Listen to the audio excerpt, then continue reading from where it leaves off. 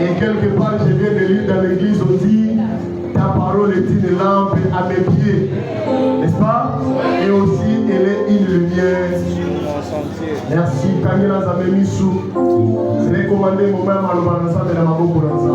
Respecte toute la considération possible. Avec humilité,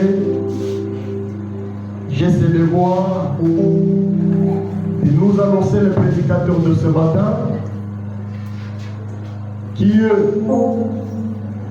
le président et le représentant légal de la communauté. Évangélique du tabernacle de la bonne nouvelle, avec tout le respect, sous vos acclamations, nous faisons appel à son éminence, évêque Kiko Lukopata. Gloire au Seigneur. Amen. Je peux directement passer à la prédication sans dire merci à la visionnaire, maman Marthe, la bien-aimée de mon grand frère, évêque Kanabounembe. Papa est parti, mais papa nous a laissé maman Marthe. Quand on ne voit pas papa, quand on voit maman Marthe, nous voyons notre grand frère, notre papa bien-aimé. Et aujourd'hui, nous avons une conseillère à la personne de maman Marthe. Si on peut acclamer pour le Seigneur, s'il vous plaît.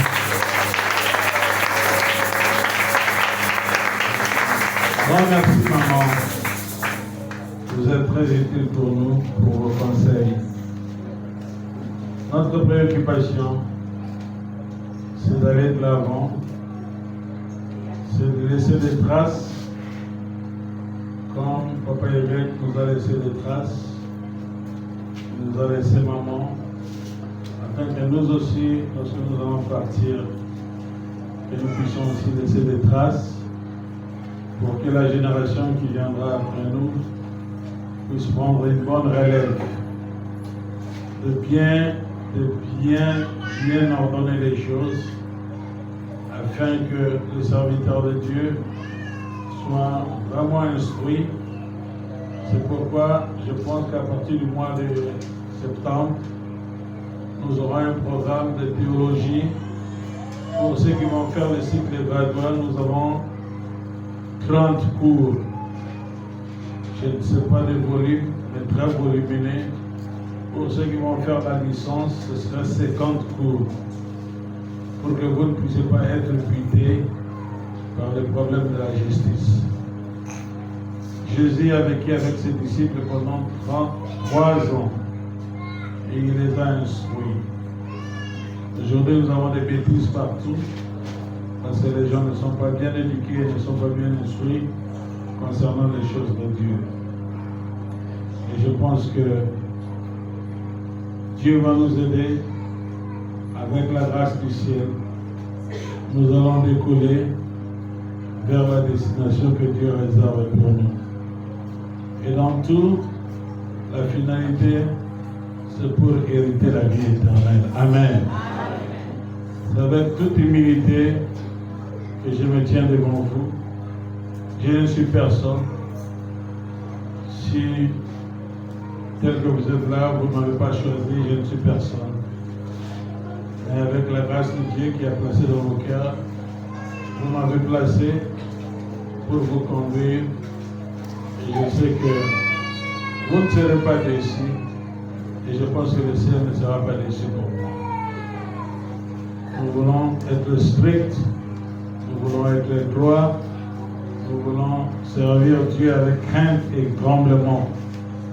Lorsque nous servons Dieu avec crainte et tremblement, c'est alors que de grandes choses vont se manifester. Mais avant ça, excusez-moi, est-ce que les fanfaristes sont là, les jeunes fanfares? Ils ont disparu, j'ai besoin d'eux.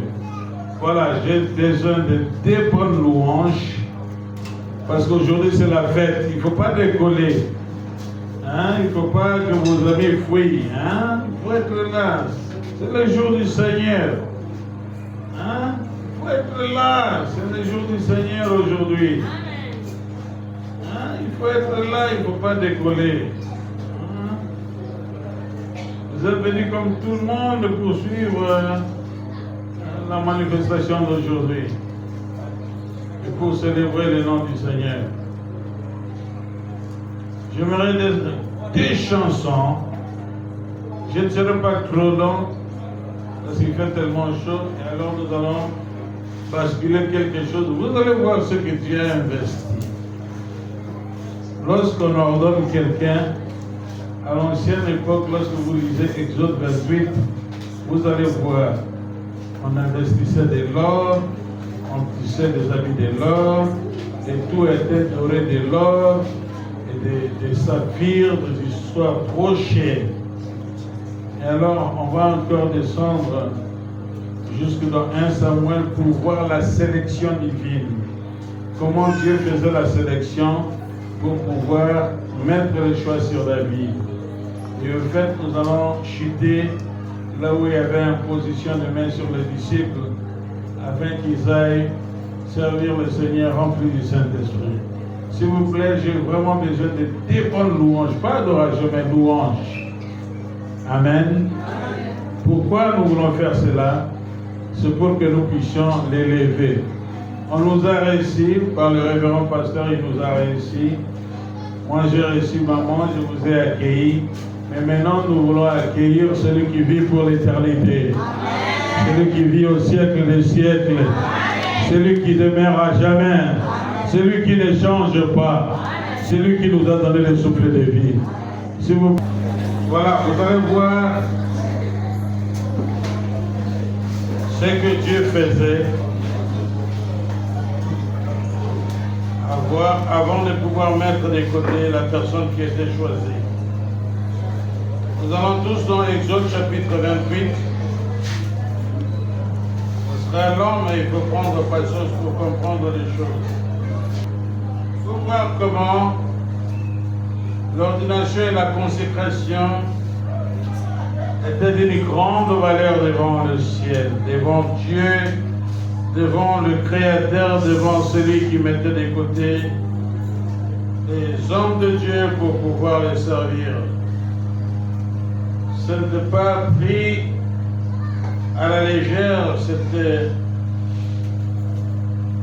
des moments très très forts et très coûteux, parce que ce qui était mis en place pour pouvoir consacrer une personne, pour ordonner une personne avait une grande valeur.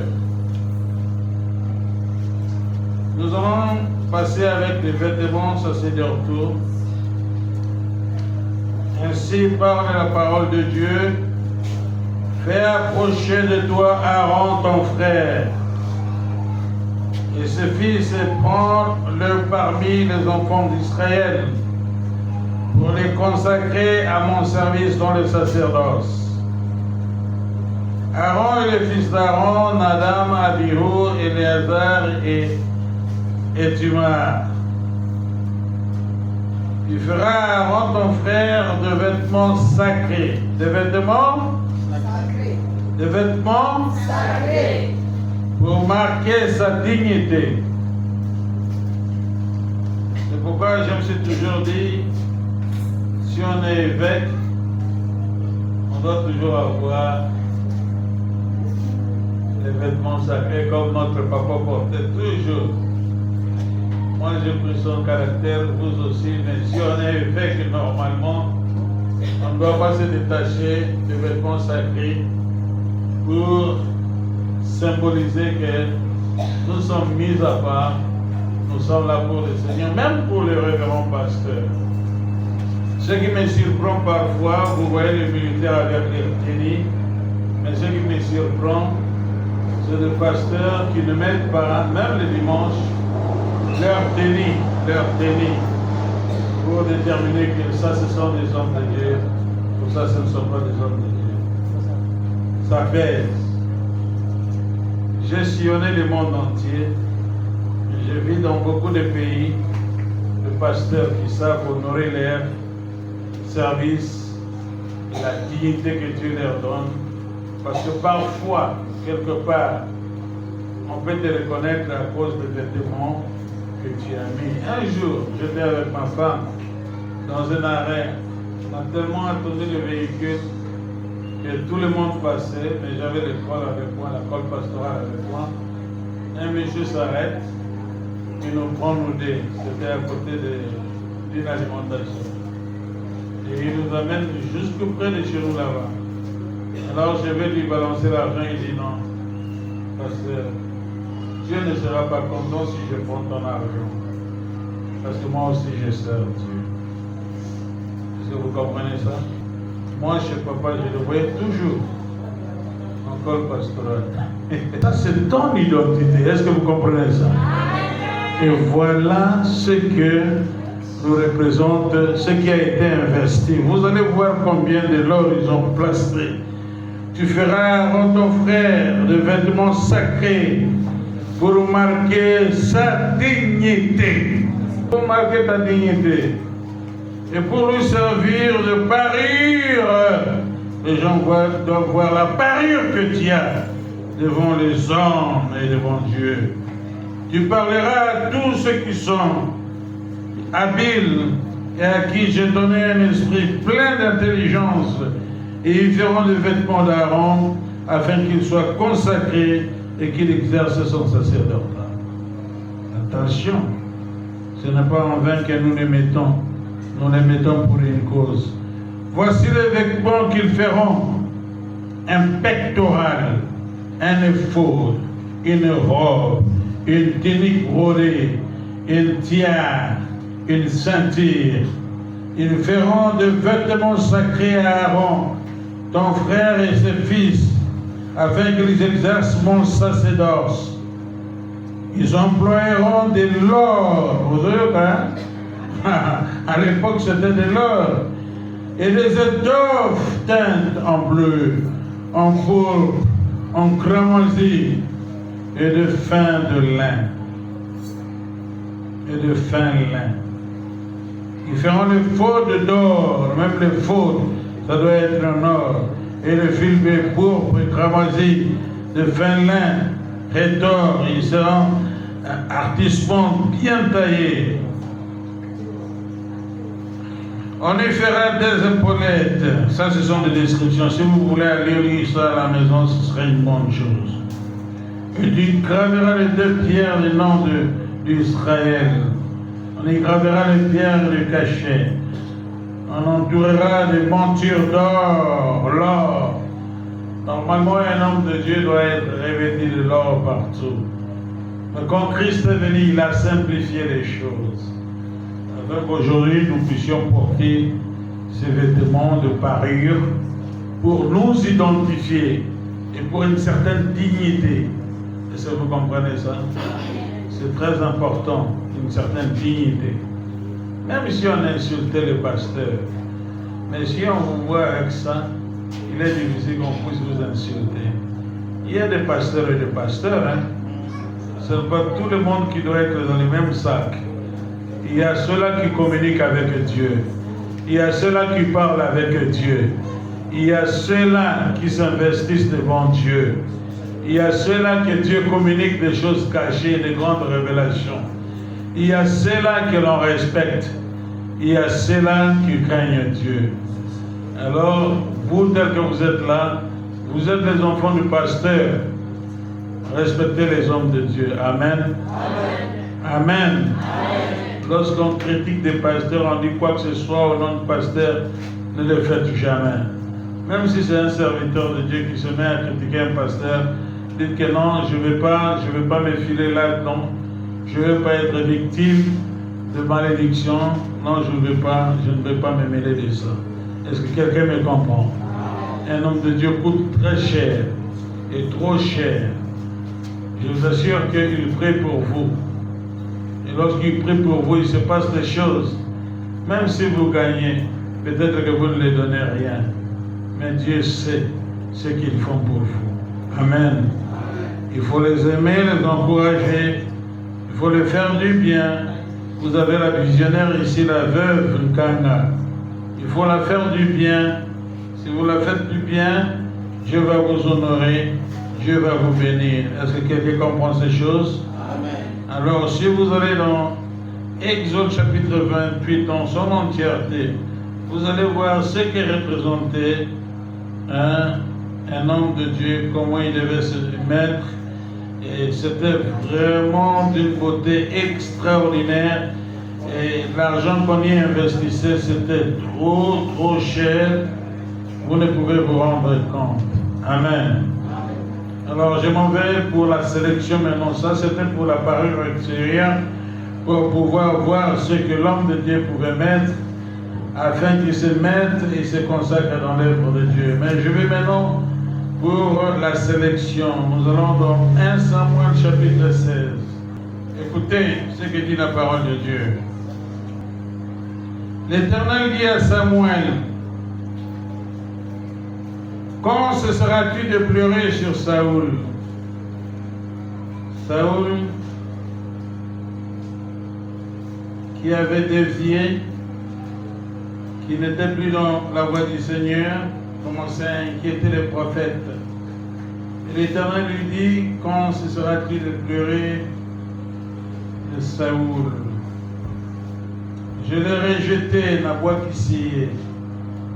Écoutez, si vous faites des choses qui ne plaisent pas à Dieu, quel que soit le niveau que vous avez, Dieu peut vous rejeter. Est-ce que quelqu'un me comprend? Amen. Je connais des hommes de Dieu très puissants, extrêmement puissants, que Dieu a rejeté aujourd'hui. Et je l'ai rejeté, j'ai rejeté Saoul afin qu'il ne règne plus sur Israël. Remplis ta corne d'huile. C'est Dieu qui dit à Samuel: remplis ta corne d'huile et va. Je t'enverrai chez Isaïe, le Bethléemite, car je vis parmi eux, parmi l'un de ses fils, celui que je désire pour roi. C'était une sélection. Est-ce que quelqu'un me comprend? Dieu a toujours sélectionné des gens. Vous pouvez être géant, costaud, beau, très puissant, mais Dieu a toujours sélectionné des gens. Dieu a toujours sélectionné des gens pour son service. Vous pouvez être de petite taille. Vous ne pouvez pas être trop beau. Vous ne pouvez pas être clair comme un blanc. Mais Dieu sonde le cœur et le rein des gens. Est-ce que quelqu'un me comprend? Non. Il sonde le cœur et le rein. Et Dieu fait sa sélection selon le cœur et non selon n'importe quoi et comment. Il va chez Isaïe, le Bethléemite. J'ai trouvé un enfant là que tu dois oindre.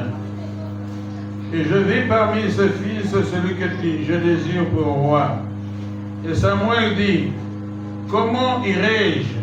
Saul l'apprendra et il me tuera. Ah, ce prophète était craintif comme nous tous ici. Hein? Et l'Éternel dit: tu mèneras avec toi une génisse. Et tu diras: je viens pour offrir un sacrifice à l'Éternel. Et tu inviteras Isaïe au sacrifice. Je te ferai connaître ce que tu dois faire. Et tu oindras pour moi celui que je te dirai. Ah, si je vais là-bas, Saul va me tuer, comme c'est l'habitude de plusieurs rois. À n'importe quelle circonstance, si quelque chose affecte son trône, ils sont prêts à tuer. Mais toi, ce que tu feras, tu vas amener une génisse avec toi pour offrir à l'Éternel un sacrifice et tu vas appeler Isaïe et je te dirai ce que tu feras. Alors, Samuel l'a fait. Samuel fit ce que l'Éternel avait dit et il alla à Bethléem. Les anciens de la ville accoururent effrayés au-devant de lui et dirent: ton arrivée annonce-t-elle quelque chose d'heureux? Il répondit: oui, je viens pour offrir un sacrifice à l'Éternel. Sanctifiez-vous et venez avec moi au sacrifice. Il fit aussi sanctifier Isaïe et ses fils, et il les invita au sacrifice. Lorsqu'ils entrèrent, il s'est dit, en voyant Eliab était costaud, très beau, il avait des biceps. Alors, dans les cœurs de Samuel, il s'est dit: ah, certainement, c'est celui que Dieu a choisi pour loindre. Certainement, loin de l'Éternel est ici devant lui. Ça, c'était les pensées de Samuel. L'Éternel dit à Samuel: ne prends point garde de son apparence. Ne prends point garde de quoi? Ce n'est pas l'apparence. Par l'apparence et à la hauteur de sa taille. Je m'imagine qu'il était peut-être 2 mètres de hauteur. Et Dieu dit: tu n'es pas compte de son apparence, ni de la taille de son hauteur. Non.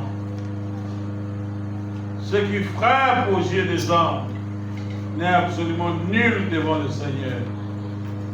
Est-ce que vous me comprenez?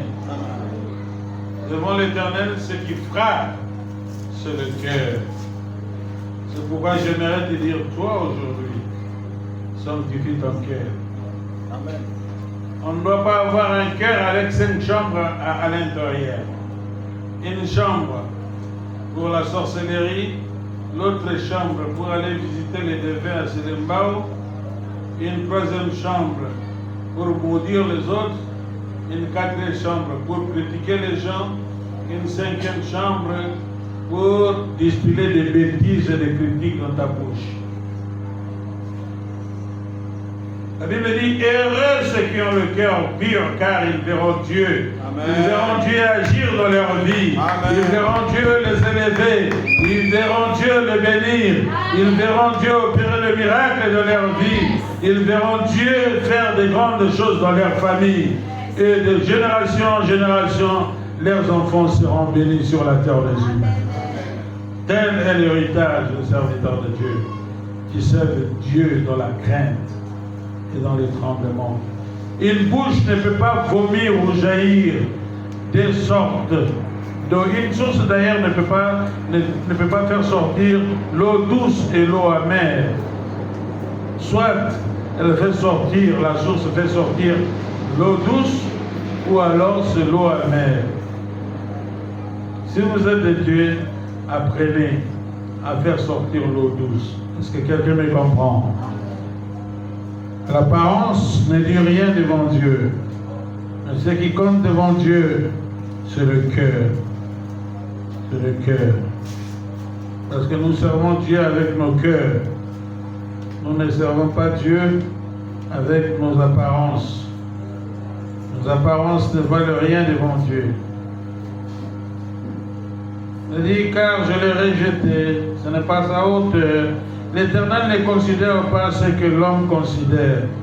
Est-ce que quelqu'un me comprend? Amen. L'Éternel ne considère pas ce que l'homme considère. Non, loin de là. On peut parler parfaitement français, parfaitement anglais, parfaitement allemand. Ce n'est pas ce qui compte devant Dieu. Et ce qui compte devant Dieu, même si on parlait beaucoup de langues, c'est le cœur. Qu'est-ce que tu as dans ton cœur? Qu'est-ce que tu as dans ton cœur? Ce que Dieu considère, c'est ce que tu as dans ton cœur, Papa Clément. Aujourd'hui, on est là pour te consacrer. Qu'est-ce que tu as dans ton cœur? Il faudrait que ton cœur entier soit consacré pour le Seigneur de gloire et pour lui seul. Là, tu auras des succès en succès, de grâce en grâce, de bénédiction en bénédiction. Et Dieu ne considère pas ce que les hommes considèrent. L'homme regarde à ce qui frappe les yeux, mais l'Éternel regarde au cœur. Et ça, c'est quoi ça peut maintenant? Nous avons pas à monter maintenant. Tera ta kutu kitoko na ota. Uza kitoko ilomu kitoko. Yebisa ye. Uza mandefu, uza na suki ebele. Nzamba otala ya boite, otala kuna akati. Wana nini kuna akati? C'est là le point fondamental pour être en connexion avec Dieu. Qu'est-ce que tu as là-bas? Ce qui est bizarre, jusqu'aujourd'hui, il y a des pasteurs qui s'empoisonnent. Je vous assure, n'osez pas, même si on vous donne $1 million, allez empoisonner un tel, ne le faites pas. Parce que les conséquences sont trop graves. Trop graves. Amen. Donc Dieu ne compte pas sur ce que les gens comptent. Dieu compte sur le cœur. Si vous avez un bon cœur, Dieu vous bénira. Isaïe appela Abinadab et fit passer devant Samuel. Et Samuel dit, l'Éternel n'a pas non plus choisi celui-ci. Il passait en tour de rôle, hein? Mais Samuel dit pas celui-ci. Isaïe fait passer Shama. Et Samuel dit, celui-ci non plus. Et Isaïe fait passer 7 de ses fils devant Samuel. Et Samuel dit à Isaïe, l'Éternel n'a pas choisi aucun d'eux. Oui, Samuel dit à Isaïe, sont là tous tes fils? Il lui répondit, il lui reste encore le plus jeune, mais il fait paître les brebis. Alors Samuel dit à Isaïe, envoie les chercher, car nous ne placerons pas avant qu'il ne soit venu. Ok? Isaïe envoya chercher ses plus jeunes. Or, il était blond, avec de beaux yeux et une belle figure, quelle beauté. L'Éternel dit à Samuel, lève-toi, oins-les, car c'est lui que j'ai choisi. On acclame pour les rois des rois.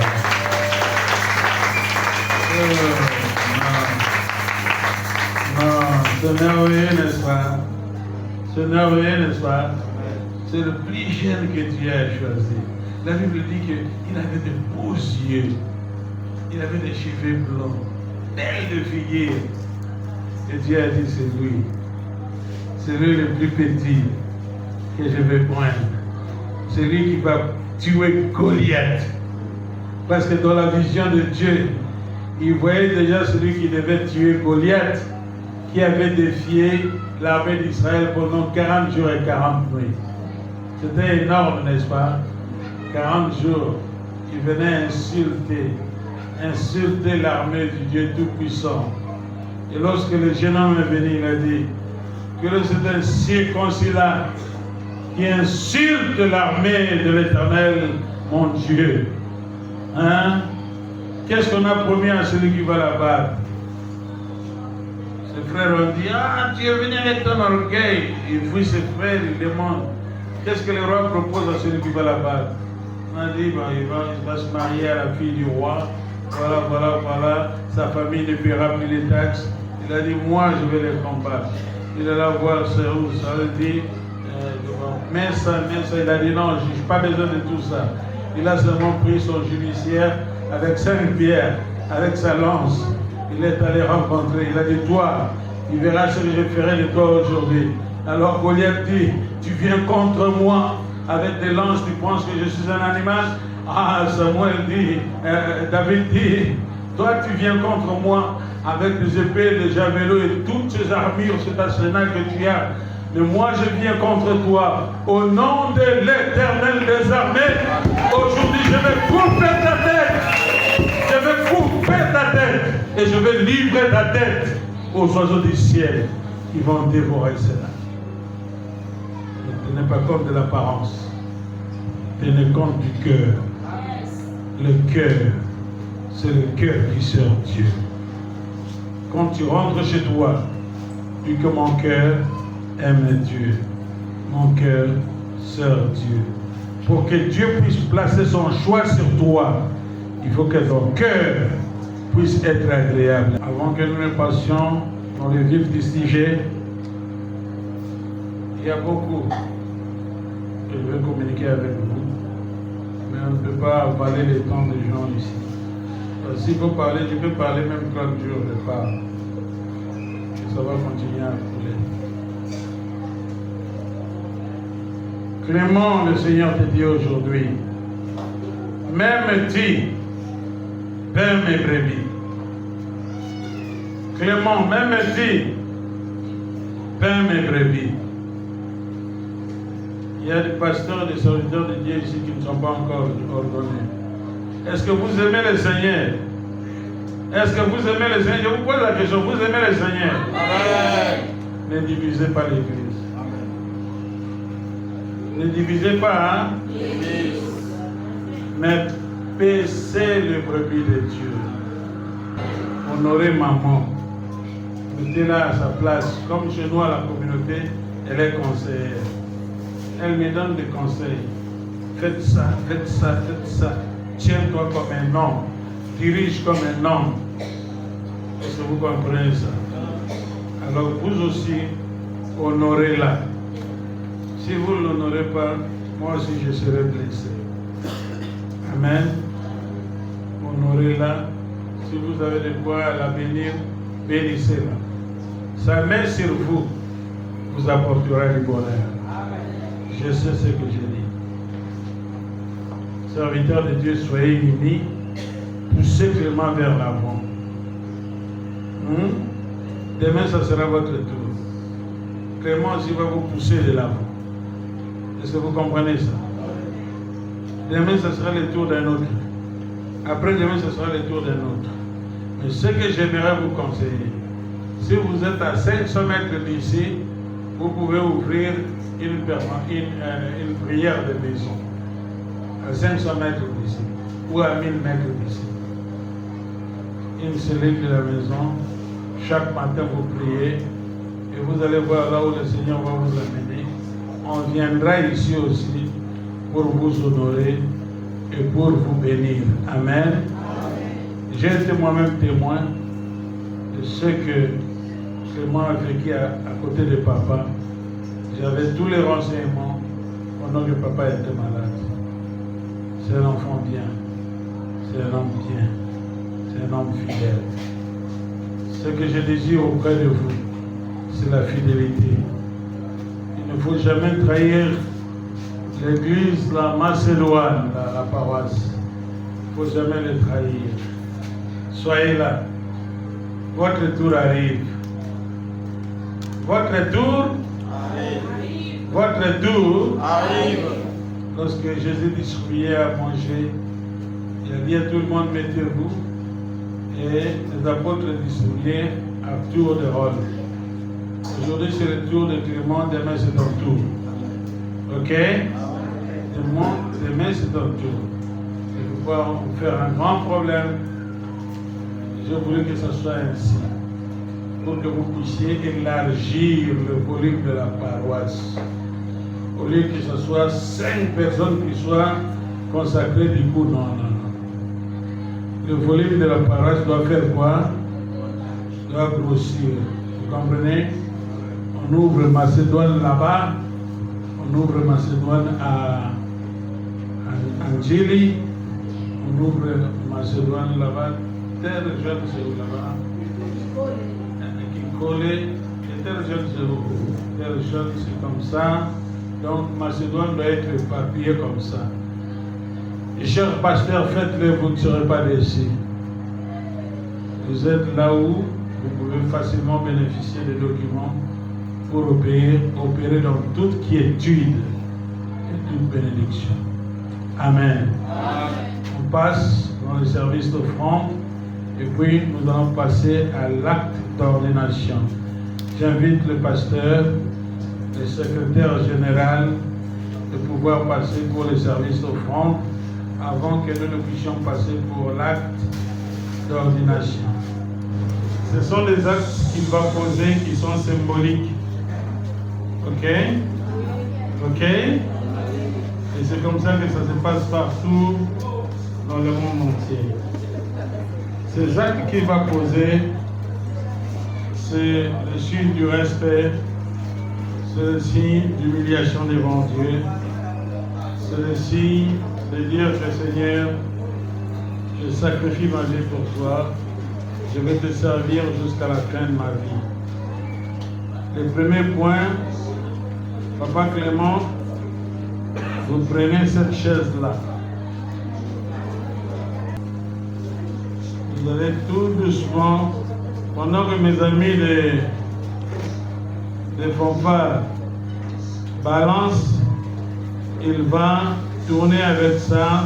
C'est un symbole pour dire que Dieu, je porte cette charge devant toi, je ne vais pas l'abandonner. Et ça, qui l'autre termine, tout ça, il y a ça qui est ciment.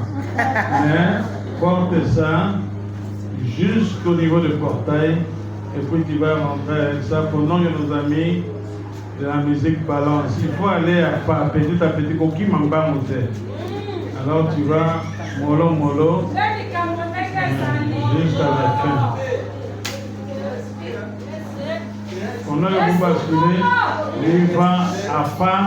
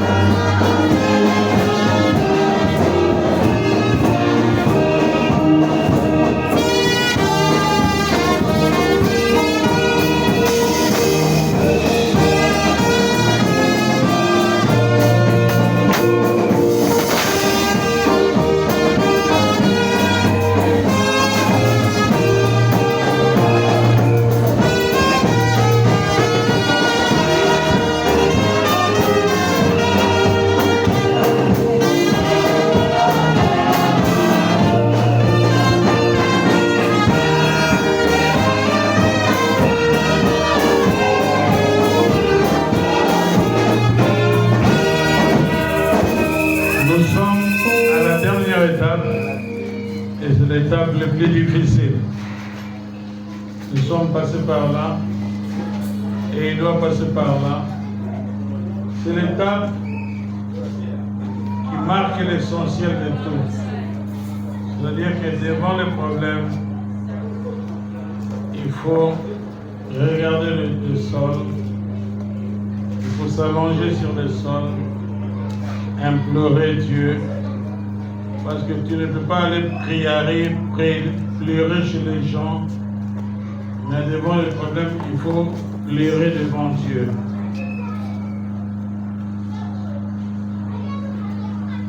Comment tu descends là-bas?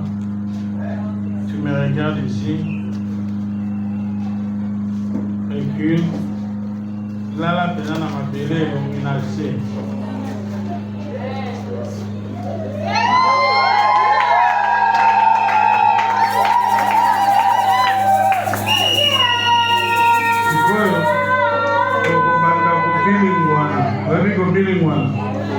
Baluka oketi esika révérend pasteur azali baluketi esika musique ezali.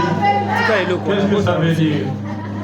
C'est devant toi, Dieu, que je m'humilie pour toute ma vie. Lorsque j'ai des problèmes, des soucis, je m'humilie devant toi et je vais toujours m'humilier devant toi. Pendant que mes amis balancent la musique, Clément Babazo Baluka pour aller dans la salle. Avancez mes amis.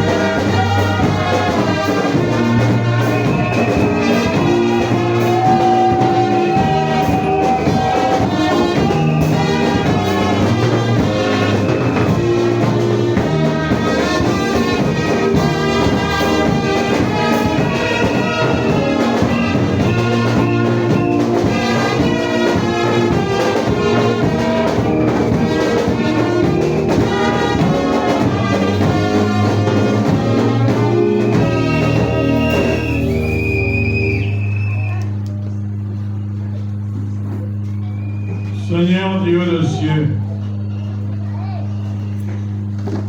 aujourd'hui, prenons la terre et le ciel à témoin pour déclarer devant toi que Pasteur Clément a accédé dans les rangs sacerdotal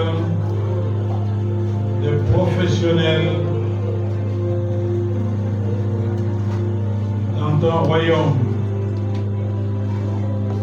Seigneur, nous te prions pour que tu puisses déverser ton onction particulière sur sa vie. Donne-lui la grâce de porter ses fardeaux. Donne-lui la grâce de consacrer sa vie, de donner sa vie pour les vraies vies. Fais de lui un homme de prière, un homme de prière. Et remplis son cœur de bonté. Parce que là où il y a la bonté, là où il y a la pureté dans le cœur, c'est là que tu demeures. Visite ton serviteur, le révérend pasteur Clément, aujourd'hui, d'une manière exceptionnelle. Qu'il puisse avoir une autre vision sur ton œuvre et sur ce monde. Donne-lui la grâce de te servir sans intérêt. Bénis-le, Seigneur. Aide-lui à garder les troupeaux. Aide-lui à être sage. Diriger les animaux, c'est facile. Mais diriger les hommes, c'est très difficile et perplexe. Oins-lui, Seigneur, d'une onction particulière. Nous te prions. Parce que toi qui exauces les prières. Tu as dit que dans ton champ, la moisson est grande, mais il y a peu d'ouvriers. Mais notre joie est à son comble parce qu'aujourd'hui, tu es un nouveau serviteur dans ta moisson. Gardez-le fidèle à toi, Seigneur. Donne-lui la bonté. Il va s'étendre vers tous les vrais vies, tous ses collaborateurs, tous les aînés et même tous les jeunes. Soyez béni, Clément. Pasteur Clément, que le ciel te soit favorable. Que le Seigneur te visite d'une manière extraordinaire. Et aujourd'hui, nous élevons Clément. Nous élevons Clément au rang de professionnel sacerdotal. Amen.